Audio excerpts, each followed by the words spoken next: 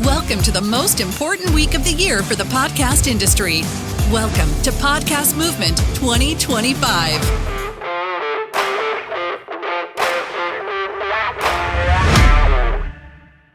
As podcasters, we obsess over the numbers, downloads and likes, or the equipment, right? Our mixers and our mics. But what if the most valuable asset you have is your clicker? Your second most valuable asset that you have is not your podcast, but it is the people.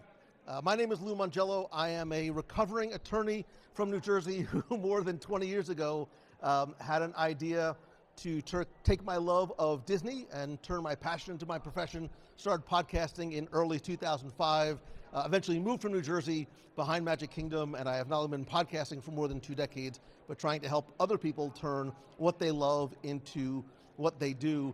And what started really as a personal challenge to see if I could write a book and start a podcast, and if anybody would read it and listen, really became a business because of community. And I think sometimes we as podcasters don't realize that the most powerful strategy that we have is not necessarily the podcast and the content we create or the social media marketing that we do, but it's community. And if you think about it the right way, and what I'm going to try and help you do today is realize that your community can help you fuel not just your content, but real connections, relationships, and yes, cash flow. But what is community? I think sometimes community has become a little bit of a marketing buzzword. And I think in terms of the way I look at it, I think we as people don't just want to necessarily consume content, but I think that there's a far greater number of us that want to connect as well. And that's what you have the ability to do with your podcast, which might seem like it is just a one-way push medium, but we're going to talk about ways that you can create meaningful community and how you can leverage that community, because people want to feel like they belong to something, right? It's why we wear shirts from our favorite football teams, even when they stink, or when we go to Disney World, we wear a shirt of our favorite character because we want other people to go, I get you, we like the same thing, I feel like we belong to something, we have some sort of a connection. And I think as podcasters, we have to concentrate not just on the content that we create, but more importantly, the two-way conversations and creating a sense of true community. Because I think podcasts can create those connections between people, but it's communities that create that long-term commitment, which I think is what we as podcasters should be striving for. You don't want the individual download. You don't even want a subscriber. You want somebody that's going to be not just a lifelong fan, but much more than that, and really an important member of your community. So today I'm going to talk to you about how to create community, and then we'll talk about what the ROI of it really is. And I think in order to figure out what community really is and the ways to actually create a meaningful community, you have to sort of go through certain steps and answer really the most basic questions, starting with why, right? Not only why are you doing what you do as a podcaster, which I think before you record episode 1 is critical, because if you're going to be consistent and have any sort of terms of longevity, you have to understand what your why is. Because if you're just getting into who's just starting out as a podcaster?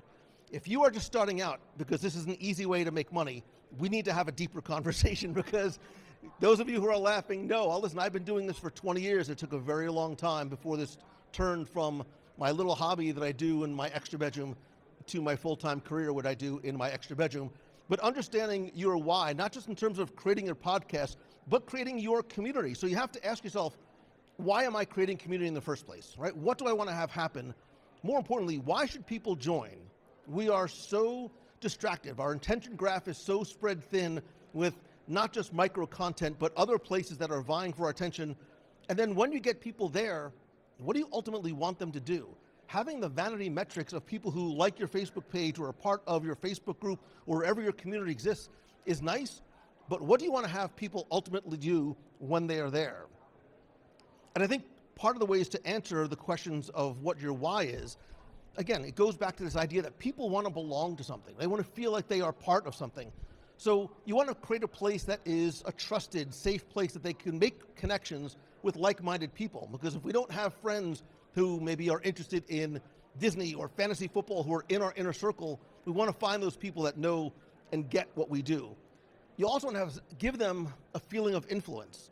And we'll talk more about what that really looks like. So they are not just continuing to be consumers of what you do, but contributors to it as well, giving that emotional connection, giving that sense of fulfillment. And because they are there for you, they're not there for your content, they're there for you. You need to show them that you value their friendships and their relationships. And we'll talk about how and where and ways that those can pay dividends as well. And it goes back to, again, why you, but why your community? And remember, people are not falling in love with the logo. They're not falling in love with your podcast. They're falling in love with you. That's why they're choosing to spend their most valuable commodity, which is their time, with you. It's also why they want to spend that time with the people in your community. They want to feel like they know, love, and trust you. And once you get, and that's the most important word, is the trust, and we'll show why. But that's how you get them to be part of the community, and more importantly, to stay. What about when? I hear people all say, well, I'm not ready to start my community yet because I just started out. I think the opposite is true, because I think you need to start with one. Day one listener, and one listener at a time. And how do you get them to be part of the community? You engage with them, whether it is on social, whether it is email, whatever way you had to communicate with them, personally invite them to be part of it. Introduce them to other people in the community, make them feel like they are warm and welcome, then encourage them to participate, and then repeat, repeat, repeat. This is a granular thing to do. You concentrate on one person at a time, and that's how you build community. The size doesn't matter. You want to build those individual relationships one person at a time. But what about with who? So my audience, as much as I would like it to be, is not, quote unquote, every Disney fan around the world. It would be nice, but it's not. You want people who are not only going to feel like they are welcome, but that their community that you're creating is home. And you do that by not chasing people, but by attracting to people. I believe that we are magnets for the people that we want to attract. My podcast is not for everybody, right? My podcast is for people who think and feel and love Disney and sort of have that same positive attitude towards things that I do. And that's why the numbers don't matter. What matters is that people are there for the right reason. How do you do that? Right? You have that shared passion. You want to fill a need. What are they missing that you can bring to them? What is the value that you can provide for them to give them a reason to come and, more importantly, to stay? And what does it cost to do this? It's nothing. Creating community costs you nothing but time and attention. And that's, again, the way you do it is by spending your time in your community wherever it exists, whether it is a Facebook group, a circle community, mighty networks, your email list, whatever it might be. My screen just went out, but that's fine. And then where? Where do you create community, I think is a really important. Who has community already? So whose community exists on a Facebook group, circle community, or mighty networks? Somewhere else? Where's your Facebook group? Where's your group live? Discord? Anybody else? Newsletter? Your community? So I think I'll put a little asterisk with that because it's a way to reach community. I don't know if it's necessarily a place to create community. We'll talk about where. But where isn't really important, right? I'm a Marvel nerd too. Asgard isn't a place, but it's a people. Your community isn't necessarily a place, but it's who in it. Who is in it? And I think in addition to, I think we're so focused on creating our online destinations about where we want people to go to have these conversations. There's also the need to create places for people to go, not just online, but in person. Does anybody do any offline, in-life, real person? I know we spoke yesterday. The importance, I cannot stress the importance, if it is possible, to meet and nurture your community in person. Again, there are places that you can build it online, all of which I think have pros and cons. I don't love the idea of building my house on rented land. I'm sure if you haven't heard horror stories, you eventually will, of people whose Facebook pages or Facebook groups got shut down out of nowhere, and now you have no way to reach those people who have been so engaged in that community. I don't necessarily think that Instagram or YouTube is a quote-unquote community because I, as someone who likes your content, I can't go there and start a conversation. I can't ask a question. I can't post a video from my vacation. I can't post a photo. I cannot start a conversation. I can only be part of one that you have begun. Same thing, I think, for TikTok and some other places. I think if you are going to create community, try, if you can, to create one in a place that you could own. Again, this is a much longer conversation for a much longer day, but I'm already short on time, so we're going to keep moving. But there are advantages to taking your conversations, taking your community offline, that will never go obsolete. You already understand that because you're here. You're not listening to replays of Podcast Movement. You're here at Podcast Movement, not just because of what you know you're going to get from the speakers on stages, but what you're going to get from the other people who are in the audience and walking the halls. You cannot devalue enough, you can't overvalue the importance of the face-to-face, eye-to-eye, handshake and a hug, human connection, because this forms a greater sense of community where everyone can participate. Because maybe if your community lives in a Facebook group, I've had more than one person say, I'm not on Facebook anymore, right? Where else can I go? You have to find a place in a way that is open and accessible to everybody. In person allows you to do that. I believe that we are not in the gig economy, we're not in the micro economy, we're not even in the podcast economy, we are in the experience economy. And when you create experiences, both online and more importantly off for people, you are not necessarily creating a place for people to go and a place of community, but what you really want to be doing is creating a community of loyal evangelists. You want people, you can go out and tell people all day long how great your show is. It means something else when somebody else says, hey, you like Disney? You need to go listen to this podcast because I've been listening for years and A, B, C, and D, and Lou makes me feel like I'm not a fan but a friend. That is the way to instill some of that passion that you want maybe some of your less vocal listeners to have, to create that sense of advocacy by them going out and telling people, word of mouth, why they should become part of your community as well.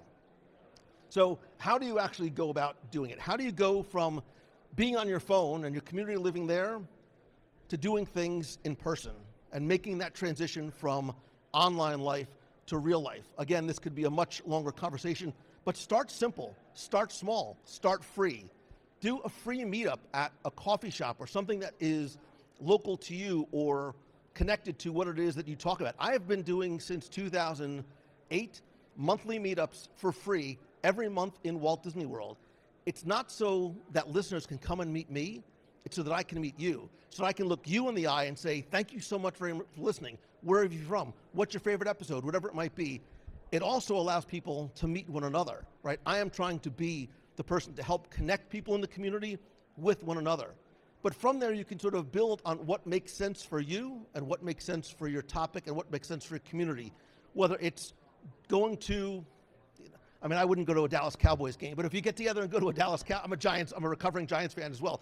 Going to, if you do a podcast about Marvel, have a Marvel movie night and go out to the local theater, doing things together.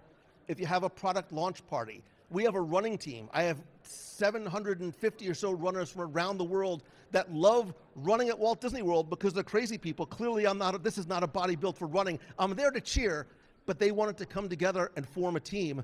You can fundraise, you can have workshops. There's lots of different ways to create small micro events to start building that personal sense of community.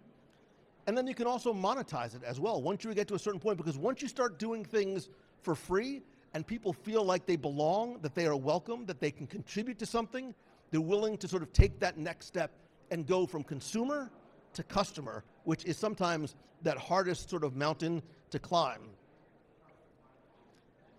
In-person events, creating community together creates lasting emotional anchors that you cannot replicate and you cannot do online. When you do these sort of meetups and things in person, they are these high trust conversion opportunities. You are showing trust in them and they are showing trust in you. And once you have that relationship, it is one that it's sometimes very difficult to form, it's very easy to break, but once you have that trusted relationship, that allows you to continue to leverage this idea of not just doing free events, but paid events as well, because it allows people to feel, because they're in the room with others, that they're not only seen and heard, but appreciated and truly belong to something. So what this does is it creates this self-sustaining ecosystem. I don't like the word funnels, it's not a funnel, but use your podcast to create community, generate content from it, create events, form revenue that you put back into your podcast, and it is this very sort of self-sustaining wheel. I get this question all the time. Well, wait a minute.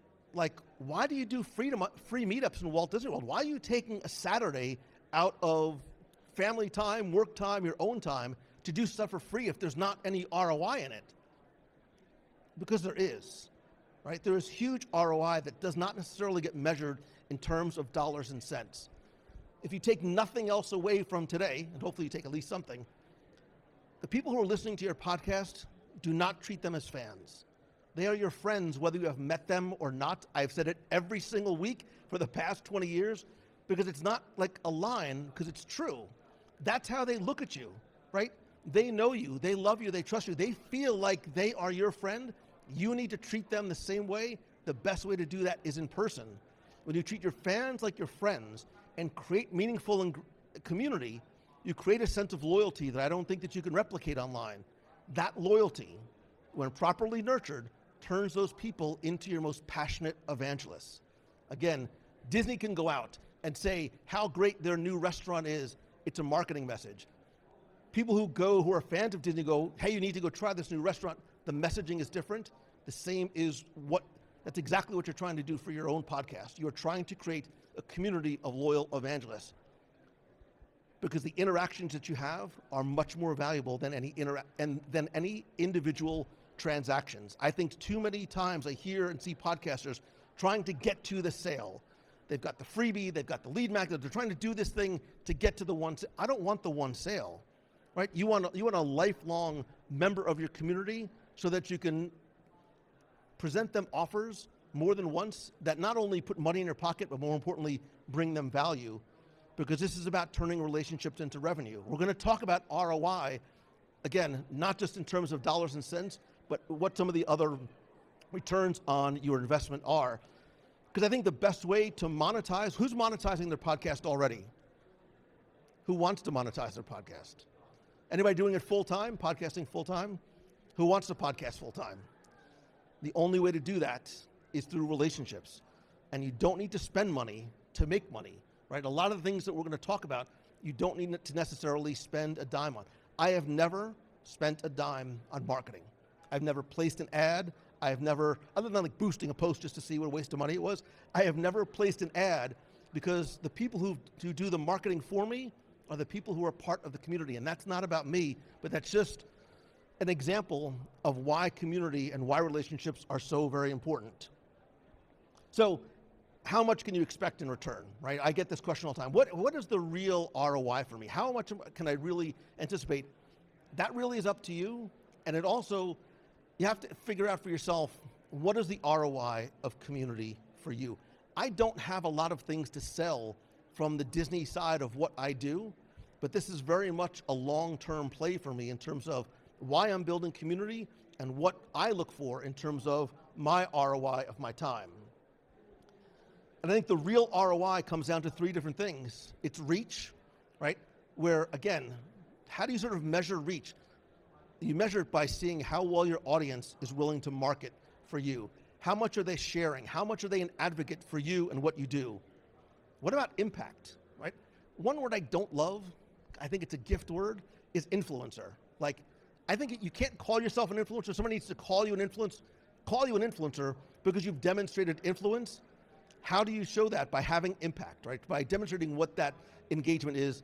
And then, I don't want that single sale. I want long-term, diverse revenue streams. And I'm going to show you exactly how it is that I monetize. I don't even like to say monetize my community, but how I turn these relationships into revenue. Again, your audience becomes your marketing engine. This is sort of a duplicate side. So what I want to give you to sort of try and make you understand that this is not just about the dollars and cents is an actual framework for what the ROI of building community is in terms of revenue, retention, collaboration, innovation, marketing, etc. Sorry, my monitor keeps going out. So let's talk first about revenue, right? Because we are all doing this. Hopefully our why we do our podcast is because we love the thing that we talk about. We want to help other people. We want to bring value. We want to have fun with our friends. But above and beyond that, we want to turn this thing into a business. It's why you've invested your time and money to come to Podcast Movement. One of the ways you can do it is your listeners will become your most important and loyal customers, clients, patrons, members, attendees. Because what ends up happening is they come to your show for the entertainment, they come for the value, however they measure it, but they fall in love with you. And what ends up happening is, it's not about the offer, it's not about the product, it's not about the course, it's not about the event, it's not about the subscription, it's the fact that they want to help you. Understand what I mean by this, that the product doesn't matter, because if you have loyal community, they will buy that thing, they will subscribe to that thing, they will go to that thing because they want to help you and they want to be part of your community. I'll give you an example. Somebody I met with yesterday here who is in the Disney space was sort of celebrating the fact that her book, her very first book, is number 7 on the New York Times bestseller list. The reason why is not because it's the best book in the world, because nobody's read it yet.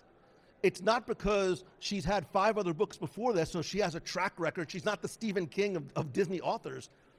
It's number 7 on the New York Times bestseller list because her community loves her and wants to help her and wants to support her and is willing to go out and buy and literally put their money where their mouth is to say thank you to her, to show their support for her by buying her book. If you monetize through ads and sponsors, it is much easier to get and convince an advertiser or a sponsor to take a leap of faith, which sometimes it is for them, to sign on with you, or more importantly, to stay with you because you have an engaged community. My primary sponsor on my show is a Disney sort of specialized travel agent. We do a lot of things together. She's been my sponsor for 18 plus years. It's not because of the content that we sometimes create on the podcast together. It's because of the community.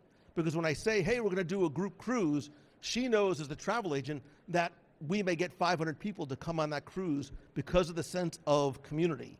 So your revenue is not necessarily just selling individual things.